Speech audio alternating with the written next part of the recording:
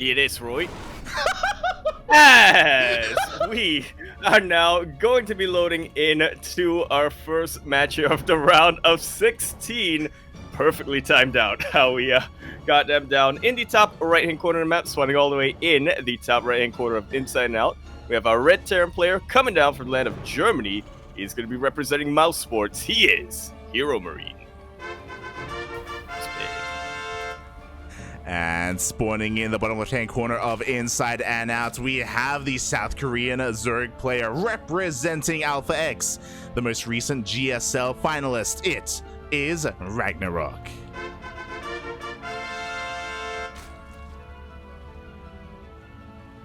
And I'm not gonna lie, Yaku, for a moment there, I thought you were gonna go full Orion intro. I was tempted to, but yeah, we still have two best of fives. We're just starting in the round of 16, so yeah, if I wanted to destroy my voice, I'd wait till the end of the broadcast. You really are becoming a responsible adult. It's happening. It's I'm an adult now.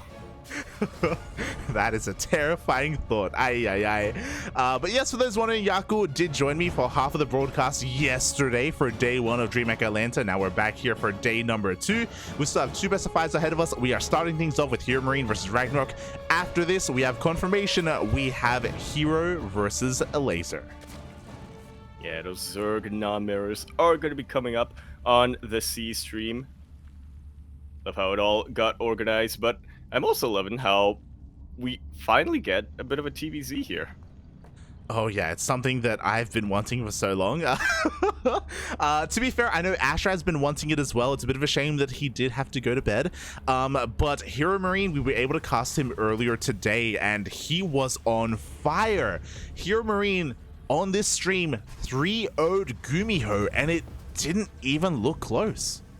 Not at all. I was watching that, and I, along with I think most of the chat, was very surprised at the score. Let's see if HeroMarine's going to be able to keep this score up. I know that TVT is the matchup that normally gives him a lot of trouble. TVZ, though, is a matchup that he really enjoys playing. Oh yeah, exactly. He is here, he is big, he is ready to just dominate in this match. We'll see if he can pull it off, as so far with this Reaper, he does pick off one of those things, able to barely escape with his life as well. Has to be careful as the Queen does come out, and the Reaper will be able to get away.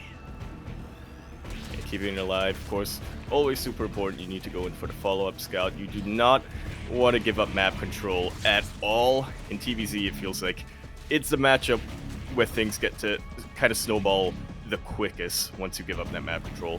Yeah, definitely, and we'll see how HeroMarine differs in this matchup, because playing against Gumiho, it felt like HeroMarine was Demao. You know, it's as if he harnessed the power of Showtime, and he was able to deflect all of the aggression of Gumiho. And I bring that up just because RagnaroK is also known for being hyper-aggressive. He's not standard at all. In any of his own matchups, he does quite often go for some irregular Roach play or Nidus play or Swarm Host. He's not the most standard of players. Yeah, he's definitely been the brain of Zerg for a very, very long time. I want to say at least for half of Legacy of the Void. He's been doing Nidus all-ins before it was cool, and even after it was patched, he somehow found a way to find a lot of success with them. Exactly. He'll always figure things out.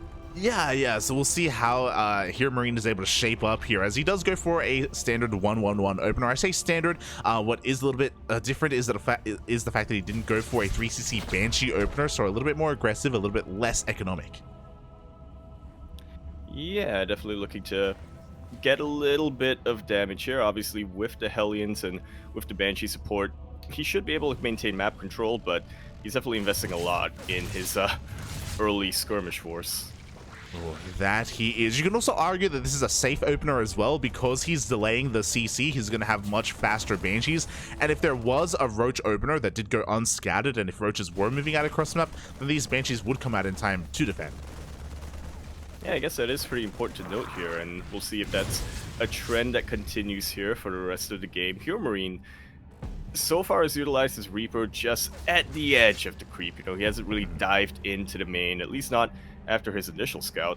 So he's being very, very careful. He wants to keep these units alive. He wants to make sure RagnaroK doesn't snowball out of this. It's honestly pretty brave. Like, again, looking at his vision, he hasn't really gotten eyes on the mineral lines. He hasn't gone in. He hasn't dove in to get a scout of any kind of tech or anything like that either. So very brave of HeroMarine as he dips in with his Banshee. He does get eyes on the fully saturated third base. So again, he knows of the macro-based opener from RagnaroK, and he could maybe even get a little bit of damage here. Shouldn't lose the queen. Yes, there is enough energy for transfuse. Yeah. And he's of course able to just reposition that Spore as and when he needs to. The lair is about to finish up right now for RagnaroK, so it's about to get Overlords pretty quickly as well. Mate, and all 6 gases are being taken as well. RagnaroK is setting himself up to go into a Spire. Yup.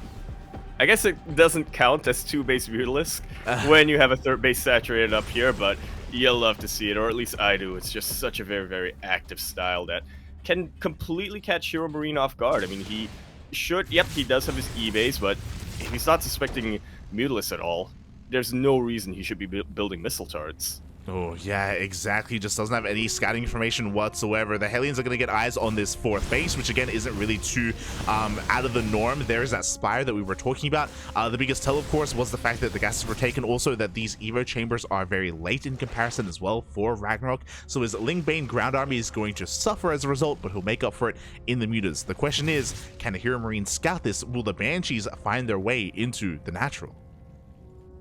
We'll see. We'll see again. Ooh, this Hellion force being caught out in the middle of the map. Brilliant flank of Zerglings from RagnaroK. Just like that, he has secured that map control for himself. HeroMarine, meanwhile, okay, he is going out with a little bit of a drop, just trying to clear creep wherever he can.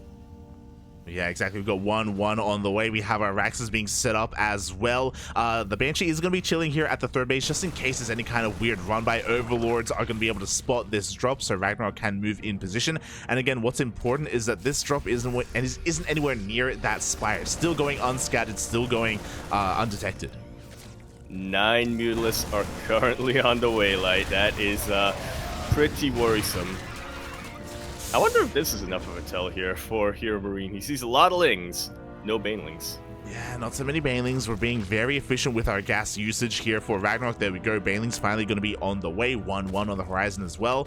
HeroMarine doing a decent job with this drop, but there's not that many Marines. It isn't the most threatening force. And the mutas, are we going to try and go across the map? Or no, he's going to try and shut down these medevacs. RagnaroK does reveal his hand here, but you could argue that he's bought himself enough time. HeroMarine has a couple of mines back home, but they are vanilla mines, and yeah, only now is he starting the missile turrets up. HeroMarine, though, looking to meet this army in the middle of the map, very far off a creep. Yeah, exactly. But again, the Ling upgrades aren't that amazing, so RagnaroK can't really engage. Meanwhile, I don't know if it was the wisest choice for these mutas to try and get on top of those medevacs, because it did take away the surprise factor of the mutas, and now HeroMarine is ready for them. Yeah, and it's not like RagnaroK was investing too much in his Mutalisk either. This was a force that was meant to harass the mineral lines rather than, fight the main army. And I don't think he's going to be able to do either. I mean, the Widow Mines, a lot of Widow Mines are in production right now, so that's going to shut them down. Missile turrets have just about finished up in all of HeroMarine's bases. Look at all of these Marines here. Nice target firing from the Widow Mines on most of Banelings as well. HeroMarine going to keep the vast majority of his army alive. Yeah, the problem is that HeroMarine was already going bio-mine. He wasn't going bio-tank, so he has plenty of anti-air to deal with the Ling Bane Muta of RagnaroK. Widow Mines are going to be borrowing on forward. Here we have a couple of Banelings. How good are the splits? Very, very good, actually. Widow Mines will finally get taken out, but I do feel that enough of the bio has been shaved off that RagnaroK should be able to chase this back. More and more reinforcements are starting to stream in for HeroMarine, though. RagnaroK needs a bit of time to get Banelings. RagnaroK may have just been broken. We have a couple of Banelings. The splits were not there. The Banelings do get very crucial connections, and it looks like RagnaroK is barely going to be able to hold. Just barely, but what about round 4, I think, right now, because HeroMarine knows that this is the weak spot of RagnaroK, and he's looking to hammer it down again and again and again. Yeah, but you know what? There has been enough time where we have more Banelings. 2-2 is on the way. RagnaroK is stabilizing. HeroMarine is rotating over towards the center of the map instead, where there is plenty of creep. Yeah, the splits are decent, but you never want to fight into creep, especially if your Widow Mines aren't anywhere nearby to support the rest of your Marine army. Exactly, and there just aren't enough Marines here in general. Thor gets fully surrounded as well. RagnaroK has a little bit of momentum. He can go all the way, but there are Widow Mines here. Oh, but the Widowmine's actually targeting down the Overseer. That other Widowmine did get a decent connection, but I'm not convinced it's going to be good enough. A little bit of friendly fire there as well, but HeroMarine has just enough back home to chase this back. Yeah, exactly. You can definitely argue that RagnaroK overextended. He did keep a lot of his mutas alive. Looking at the units lost tab, he's only lost 3 mutas in total this game, so he's done a great job at babysitting these mutalisks, and now he's going to be able to go for a bit of a backstab. He's going to be able to catch a couple of these reinforcements and keep HeroMarine back. Yeah, it is really important. The most important job for these mutalisks right now. HeroMarine, I like that he's not tunnel visioning at all right now. You know, it's very easy to get a little bit of momentum as a Terran player and say, I need to parade push now. But yeah, HeroMarine, he's got his eyes everywhere on the map. He knows exactly where he needs to be. Yeah, he's taking his 4th base. I hope he starts 3-3 soon, though. He does have plenty of gas waiting for a couple of minerals. He does end up denying the 6th base of RagnaroK, but the 5th in the bottom right-hand corner has been taken. This hatchery is actually looking a little bit exposed as RagnaroK is going for a massive counterattack. We got a little bit of a pseudo base trade on our hands already. 15 drones have gone down to the 9 SCVs of HeroMarine. This base is now forfeit as well. There are no banelings over here with this army for RagnaroK, so he's not going to be able to really contest with that Marine force, but he's kept his own 4th base alive while being able to take out the 4th of HeroMarine. Yeah, that's the real thing there. I do think that HeroMarine, for one moment, wasn't paying attention to the army on the left-hand side of the map, so baneling connections were quite good from the side of RagnaroK, so HeroMarine is on a bit of a back foot right now. Ooh, free Thor being taken in the middle of the map.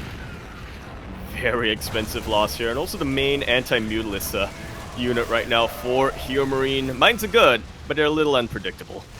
They really are. They can do that friendly fire. Meanwhile, we do have mutas in the main base as well, taking down 4 of these SCVs, magic boxing on top of these Thors, and RagnaroK is just getting out of control. Yeah, we've reached a point right now where RagnaroK has hit his final form of Zerg. 80 workers at the moment. He's not looking to produce any more after that. And he's just building up a bank. He's pretty close to maxing out, and we're getting to the point where he just wants to trade as much as possible. Doesn't matter how inefficient. As long as he's dealing damage, it's still positive here for RagnaroK. Yeah, it's one of those things where, there we go. It's like RagnaroK, at any time, he could go for his Hive, and there it is. Hive is now finally on the way, so he can get into 3-3, he can get into Adrenal Glands. He's stuck with a Lair Tech army with 2-2 Lingbane Muta, but he's maxed out, and even though these Widowmine shots are pretty good, he needs more than this. He absolutely does. Oh, that was a really good Widowmine shot, but like you said, he's gonna need a little bit more. He's gonna need that massive concave of Marines. This is why we call him HeroMarine. But this is also why we call him RagnaroK. Yeah. GG gets called as RagnaroK is going to be able to take a game number 1.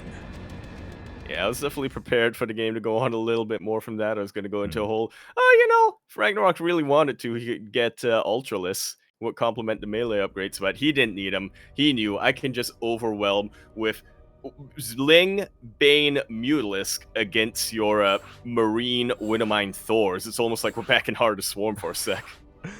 Yeah, and he had a really interesting approach as well. He wasn't really focusing too much on harassing with his mutas, just solidifying his position, just focusing on shutting down all of these pushes. So yeah, really interesting play there from RagnaroK, eventually snowballing, eventually just out-trading his opponent and getting those baneling connections that he needed. Yeah, Sloan City wins the race, I guess. A quick snowball and a slow snowball both evolve into an avalanche. Exactly, and to be fair, a lot of that also does come down to the fact that HeroMarine wasn't able to scout the initial opener of RagnaroK, and scout that, of course, he was cutting quite a lot of corners to go into that faster spire. Yeah, and we'll see if that changes this time on Data C, where, of course, in the top left-hand corner map, spotting all the way in the top right-hand corner, my apologies, we have our red Terran player hailing from the land of Germany. He's going to be representing Mouse Esports, Big Gabe himself, HeroMarine.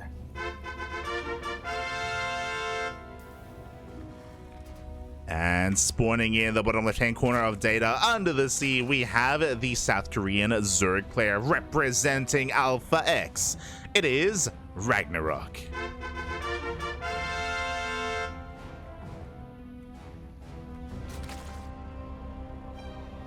Definitely a pretty impressive showing already in the group stage from RagnaroK, being able to make it out top of his group. Not too much difficulty, and already game of 1.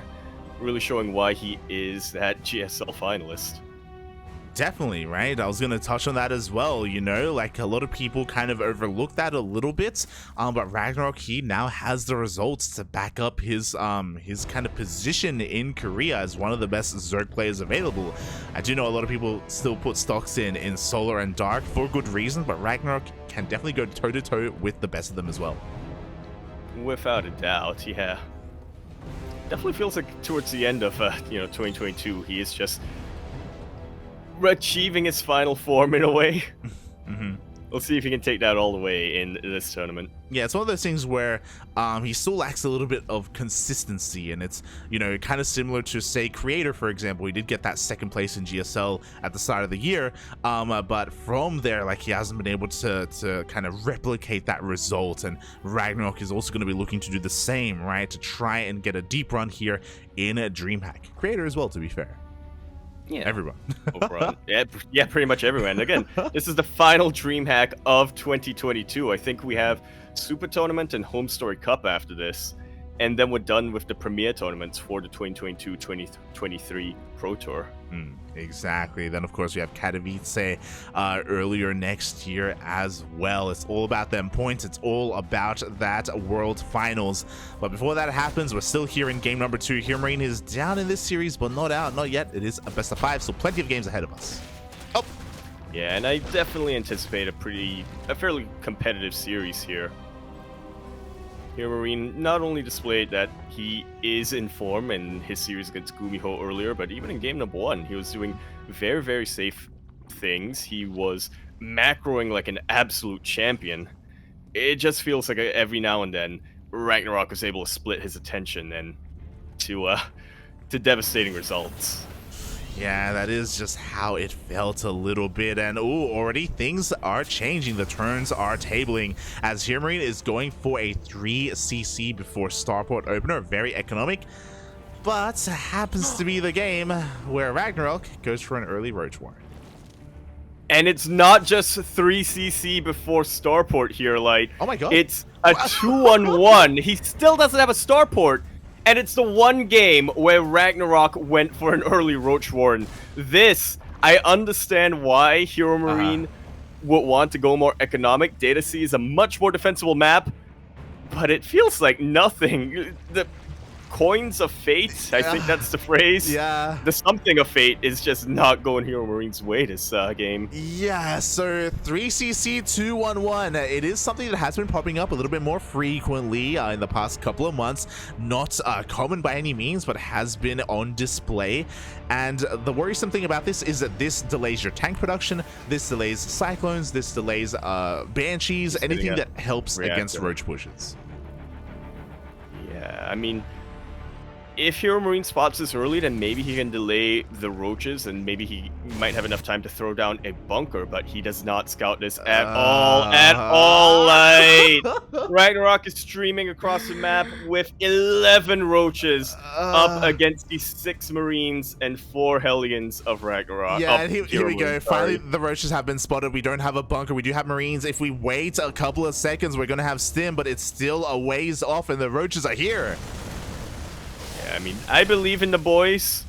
The SCV is providing enough of a buffer. Gonna retreat for the time being, but this base is pretty much forfeit. It's a good thing that Roaches don't shoot up. Yeah, thankfully. I mean, just wait until they morph into Ravagers. But of course, yeah, from here, RagnaroK is free to just drone up. We do see the Hellions trying to go for a bit of a backstab, but the Lings are going to be able to clean these up as well. And I do appreciate that HeroMarine prematurely pulled his boys, so he actually doesn't lose many workers at all. He's just stuck on one base economy, and eventually he'll be able to regain control of his natural. Like so. You definitely don't want to underestimate 2 Marauders here.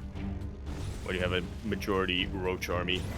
Yeah. But again, this is not an opening for RagnaroK to end the game by any means. This way for him to secure that map control. control early on. Yeah, thankfully HeroMarine didn't panic, because if HeroMarine had tried to fight and pulled the boys, it would have been devastating. It would have been just too much damage would have been dealt, and he would have been able to recover. But very mature, you know, he lifts up, he brings everything back into the main. Very, very responsible reaction to what was happening, and we'll see how he transitions from here, because now Stim is done. Yeah, that's the power of the 2-on-1. You can immediately drop either at the edge of your opponent or right into the main. This is a RagnaroK who is fighting without Banelings and with far fewer Zerglings than he would like. Yeah, exactly, and I'm sure RagnaroK was hoping that maybe he should have committed to deal a little bit more damage earlier, as 10 drones are going to be going down. A great amount of damage here from HeroMarine. All of a sudden, RagnaroK has lost his economic advantage. He really has. He's committed also to the Roach Ravager play. He's got plus on range on the way. His armies are quite in position, and once again, more drones are being focused down. Slowly but surely. This is kind of the trouble going for a Roach heavy style like this. You just don't have a lot of anti-air that can shut down the medevacs. Oh my god, speaking of anti-air, the Queens, there's not enough energy for a transfuse, and one Queen is going to go down in the end. Roach is coming to reinforce at the same time. Ling counterattack is going to be able to get a couple of SCV kills here at the third. Yeah, a bit of a consolation prize right now. At the very least, whatever damage RagnaroK can do is still technically a net positive for him, a net gain. It really is, and now I'm a little bit curious. I'm keeping an eye on the production tab. RagnaroK, we are up to 63 workers. Are we done droning? He's making nothing but roaches. He's making more overlords so it doesn't get supply blocked. 1-1 is on the horizon. I do think that he wants to hit a very powerful Roach Ravager push with those upgrades. But we'll see if HeroMarine lets him, as a triple drop is here in the main base once again. Good target firing on these medevacs, but there's just not enough of a buffer for these Queens. HeroMarine going to be able to pick up and just dive between the bases, pretty much. Yeah, again, this is very necessary damage that HeroMarine needs to do. He needs to be active here. He needs to pick up whatever he can, whatever drones, Queens, Roaches, Overlords, because RagnaroK, he is done droning. He will not drone anymore. He is making nothing but units. He wants to go across the map. He wants to end the game. Yeah, HeroMarine right now, priority number 1 is just slow this push down. He already does have a couple of tanks, but he's going to need a couple more and to get them in more defensible positions. Otherwise, they're just going to get biled down. Yeah, he has only got one tank here on the low ground. The Ling Roche does go in a little bit staggered, though, so not the best engagement from RagnaroK. Can he get on top of the tank? He cannot, is going to be the answer to that. A lot more Roach reinforcements are coming in, though. This one tank continuing to shell away in the back line. It will finally get taken out, and with that, RagnaroK is gaining a lot of momentum in this push. He's dealt a lot of economic damage, but a lot of his roaches are starting to get bruised right now. There is a second tank somewhere, I saw. Unfortunately, there's just nothing here at the natural base. The tanks are in the main. They're going to be able to cover the main, don't get me wrong, and eventually clean all this up. 1-1 looks like it will barely finish. Those eBays are a little bit exposed, but RagnaroK is forced back. Yeah, the last thing RagnaroK wants to do right now is overextend. He's dealt a ton of economic damage. I mean, just look at how ahead he is when it comes to the worker count, but if he loses this Roach Ravager force, then there's nothing stopping HeroMarine from stimming across the map. Very good reaction here from RagnaroK to just pull back when he knows that he can't win the fight. The tanks are on siege, and RagnaroK takes full advantage of that, biles down one of them, and will be gaining ground here against this Bioforce once again. Oh my god. It's a majority Marine army. They do nothing against roaches. I'll be honest, it looked like for a moment there, HeroMarine just wasn't looking at his army. He left it idle for 1 second too long, and RagnaroK took full advantage of that. He takes down the tanks once again. He almost resets the entire army. And HeroMarine, he is mule hammering as hard as he can right now. He's trying to make up for that worker deficit. But RagnaroK is rebuilding, not just with roaches, but also with Lingbane. Yeah, but you know, what's one thing he's going to lack? Hydras. As HeroMarine now throws a couple of Liberators in the mix. Of course, it does, with the biles from RagnaroK, he can deal with these Liberators, eventually. But Yeah. that also means that those biles not being used on tanks and biles not being used to zone out the bio. Regardless, I do love the Liberators, especially because we have so many medevacs already. They have been surviving fight after fight because of the lack of anti-air that you were talking about. So I do think it's very smart here from HeroMarine. I do think that this triangular third base is going to be very difficult to break, but HeroMarine actually pushes out instead. Yeah, I mean, he's got a pretty decent timing. He does definitely have the upgrade advantage. This is right in the middle of RagnaroK's transition, so yeah, HeroMarine definitely hitting RagnaroK when he's weakest. Yeah, exactly. Ooh, Bailing's being morphed in the middle of the map as well. The Liberators are pushing on forward here. HeroMarine, he's got some momentum. He's got a lot of momentum here, but the battles are pretty good. RagnaroK still has to wait a little while longer before Ling's speed finishes up, or Baneling's speed finishes up, but even then, he just doesn't have enough of a buffer for these Banelings to connect on the Marines. Yeah, exactly. Meanwhile, we do see the couple of biles connecting again. A Liberator is going to go down. We only have a single Liberator remaining. We have 3 tanks as well. One of them is on siege, and the final Liberator falls. Just like so, but the tanks are still very much in play.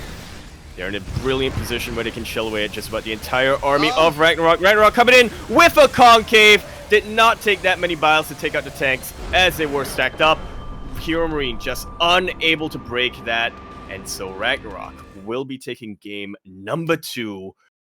What a chaotic game. I thought for sure here. I mean, based on the opening, you knew HeroMarine was going to be at a disadvantage for most of that game, but then he really, really brought it back. You know, he defended so well against the Roaches, didn't lose a single worker. He transitioned out of that with his 2-1-1 so brilliantly, but in the end, RagnaroK just had to be patient, and he was able to take that W once again. Yeah, like as you were saying, there's a reason why that we reacted the way that we did when we saw the 2-1-1 3cc. Like that is I was a little bit of a monka-ass, not gonna lie. But we were really impressed, or at least I was really impressed at how he almost came back. You know, with his drop play, he was doing so well, harassing across the map, getting whatever drone kills he could, whatever units he could.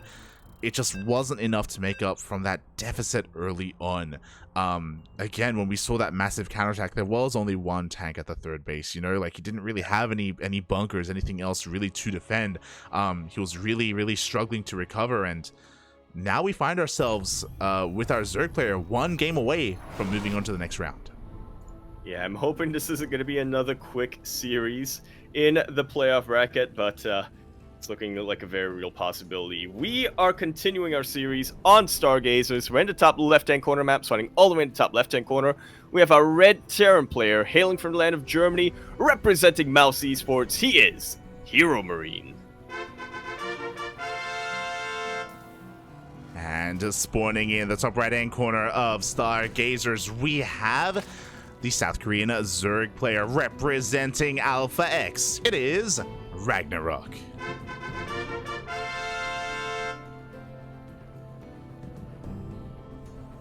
And I'm definitely a little surprised, but not complaining at all that Stargazers made it through the map pool. And this is exactly why. It is a map that lends itself so well to just chicanerous play. Play that HeroMarine isn't going for, by the way. Yeah. Okay, so a couple of things. I was going to bring up the fact that we were on Stargazers. I was going to bring up the fact that, like, this made it through the veto process, which is crazy, and I feel like this is the map where RagnaroK thrives the most here. I was really curious as to what the purpose of this drone was, and he did just move out just to scout for proxies. I was like, is he crazy enough to go for the gold? He got spooked. I was definitely thinking the same thing. Yeah, I was like, let's go, puppy, let's go. But no, he just scouts for proxies, just doesn't want to get cheesed out. His overlords are moving out as well. So yeah, really interesting that this map did make it through the vetoes, because there are so many features to this map that do favor certain kinds of play. Yeah, a lot of Terran players have been experimenting on Stargazers. I know Dolan has come up with a build that he calls the Stargazer Special, specifically for TVZ. Oh, yeah. It is not an economic build, though, which is what HeroMarine is doing right now. Yeah, I was about to say, like, again, so because of the short rush distance by air, you know, it does kind of favor drop play. Likewise, it also favors muta play as well, but I think that's a little bit too obvious, especially because RagnaroK has already done that once this series. You know what wouldn't be obvious? It's taking that gold base as your third. Yeah, you just really want that gold. Yeah. You want someone to take it. It doesn't matter who, just someone. That is what chaos, yeah. Yeah. We'll see. We'll see if it ever does get taken. Meanwhile, across that, HeroMarine once again going for a 3cc opener. I imagine it's going to be 3cc Banshee this time, though, as he is quite safe to do so because of this pocket base. Yeah. It's a very safe mineral wall blocking things off here. It's pretty much only one front that HeroMarine has to worry about, unless RagnaroK goes for that Mutalisk play. But like you said, that's kind of obvious. Yeah. We'll see. I mean, I hope that even if he does go for it, I hope that HeroMarine is going to be able to get eyes on it. As oh my God, Yaku, what you were talking about, I think is going to come to fruition, mate. We have a very fast layer. Are you feeling Nidus? I absolutely am. Mate. Well, all 4 gases are True. being taken. There is no third base right now. So while the build is technically called 2-base Mutalisk, you still normally get a third base. You're just so saturated for a while. 2-base Muta could be on the horizon here with all these gases being taken. HeroMarine a little bit in the dark, but the Reaper is going to get into the main base. RagnaroK in position to deny the scout. If you're HeroMarine, alarm bells have got to be ringing in your head right now. Why is RagnaroK being so paranoid to prevent me from scouting? We're about to find out as a Baneling nest gets thrown down. Still just waiting for that lair to finish up. Exactly. Also, I just assumed that it was going to be a 3cc Banshee opener, but no, once again, he went for a 3cc 2-1-1. It wasn't even a 2-1-1. It was a 3cc like 3-1-1. Yeah, a bit of a pseudo 3 racks coming his way, and you know what? Having a lot of Marines and early stim can definitely help out a ton against these Mutalisks RagnaroK's throwing out. Yeah, I really like the decision making here from HeroMarine. We were talking about it. Muta play is so obvious and so common on Stargazers, and HeroMarine is just going to have so much anti-air to deal with them. Yeah, it feels like it's so obvious, but I'm kicking myself for not thinking about it. Getting a metric ton of Marines gives you a lot of anti-air, like you were saying. It keeps you safe against the Mutalisk, but it also doesn't pigeonhole you to only having an anti-muta army. Exactly. Man with gun is pretty versatile. It's a pretty good unit. As the Hellions are going to be drawing away the attention of all of these Lings, Marine's going to be banked up even further here, and this double drop is going to be huge. We see a scan into the main base. Unfortunately, the main is not where the lair is. Yeah. Neither is it where the Spire is. Yeah. Or the Baneling nest. A little bit of an unfortunate scan there from HeroMarine, but regardless, like, I do really like the units that he has to work with, as well as the medevacs as well. He's also reading this quite well. Missile turrets already being thrown down in the pocket base. You'll love to see it. This is his most vulnerable base, funnily enough, at least to Mutalisk. So we'll be very, very safe. Even sending a couple of Marines just to check around the watchtower in case he can catch any stray units as they push out. Yeah, meanwhile, the Mutas are headed here, I imagine, towards the pocket base of HeroMarine, or at least waiting for any kind of push. The drop is coming on in, but the Mutas are waiting for it. Oh. And immediately that medevac has to boost away. Very quick reaction from HeroMarine. The Mutalisk picking off whatever Marines that they can, but this was a very early stim from HeroMarine. RagnaroK knows better than to mess with that. Yeah, exactly. That was very close. Things could have gone very badly for the Terran if those drops had been caught out, especially in the dead space. So very nice reactions for HeroMarine. He will back off. He has now confirmation of what exactly is going on. Oh, Widowmines are hidden here at the natural as well, so RagnaroK has to be very careful with his Muta movement. Yeah, HeroMarine's just going to be so safe here on these 3 bases, and that's a healthy enough economy for a Terran player when you're in the mid game. We were talking about it a little bit, how Man with Gun is probably the most versatile unit in StarCraft 2, but I tell you, it's one fatal flaw, at least in TVZ: Banelings.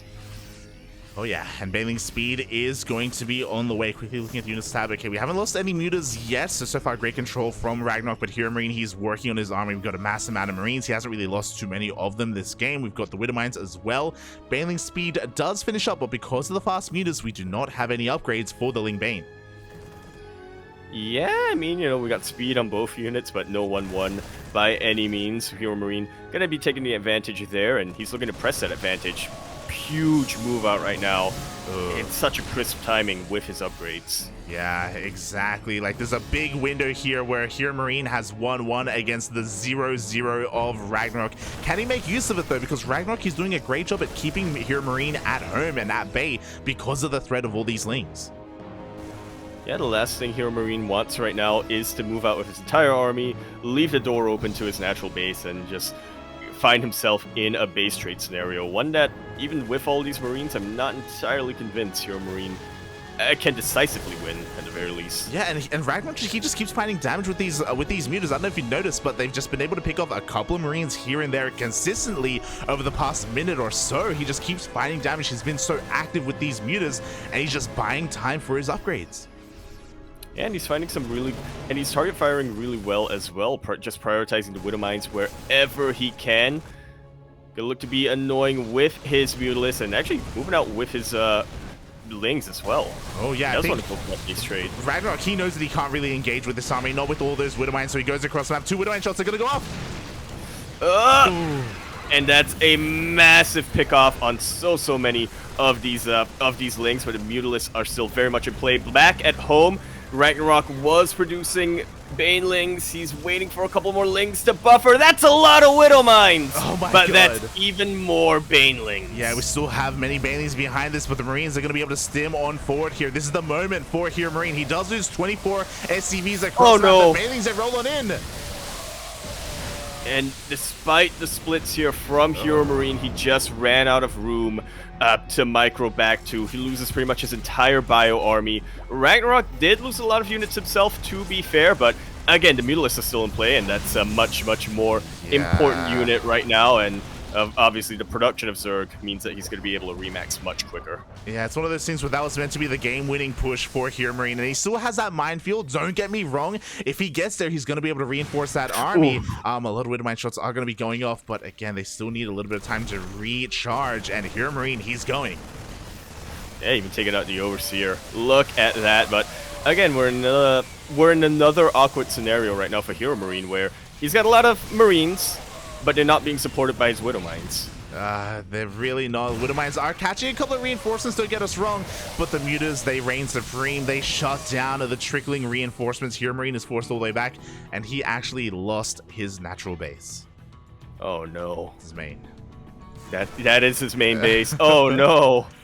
Very quickly running out of money. Yeah, exactly. That big muta counterattack earlier was devastating. Meanwhile, it looks like these Widowmines are all being cleaned up here. RagnaroK sitting back, sitting pretty with all of these drones. 72 workers. He's getting a 5th base up and running. He's got 1-1. Still behind a little bit in those upgrades, but looking to catch up in this Mutaflock. Still uncontested. Yeah, I mean, I could see a scenario where if RagnaroK is just a little too careless with them, HeroMarine might be able to pick them off while they're isolated from the Ling Bane and get a little bit of momentum from there to deal some equalizing damage. But RagnaroK is being careful. He is being careful. He's not really overcommitting. He's not overextending. He knows that he just has to build up an army back at home. He knows how almost all in HeroMarine is right now. He just has to deny a 4th base, and he does more than that. He slips into the pocket and takes down these turrets.